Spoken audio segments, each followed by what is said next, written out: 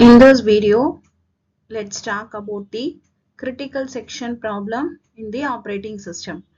Every process that shares the data with others follows a common structure inside an infinite loop. It has four main parts. First one is the entry section. This is where the process requires the permission to enter the critical section. It ensures that only one process enters at a time.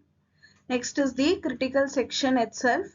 This is the part of a code where the process actually uses or changes shared resources. To avoid errors or inconsistencies, only one process should be inside this section at any given moment.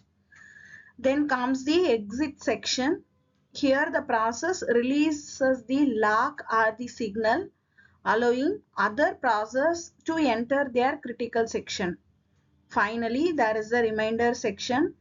This is just the rest of the code that doesn't involve shared resources and can run without any restriction. So, the goal is to allow multiple processes to run smoothly while protecting the shared data from conflict. This structure helps achieve that using the proper synchronization technique. Let's now look at how we solve the critical section problem in the operating system. A situation where the multiple processes need to satisfy the access shared resources. For any solution to be considered valid, it must meet three important conditions. First one is the mutual exclusion. This means only one process can be in the critical section at a time. If one process is accessing the shared data, others must wait outside. Next one is the progress. If no process is executing in the critical section and some process want to enter, the system should allow one of them to proceed without unnecessary delay. We don't want the decision to be postponed forever. Bounded waiting.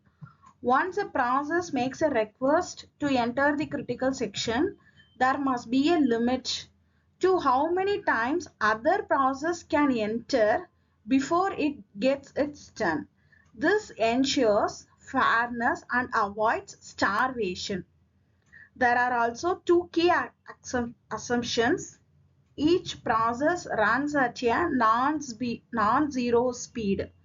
We make no assumptions about how fast or slow each process is relative to others. So, any proper synchronization method like semaphore or mutex must satisfy these three conditions to ensure the shared data is accessed safely and fairly by all the process. Yes, I hope this video will help you to understand the concept critical section problem. Thank you.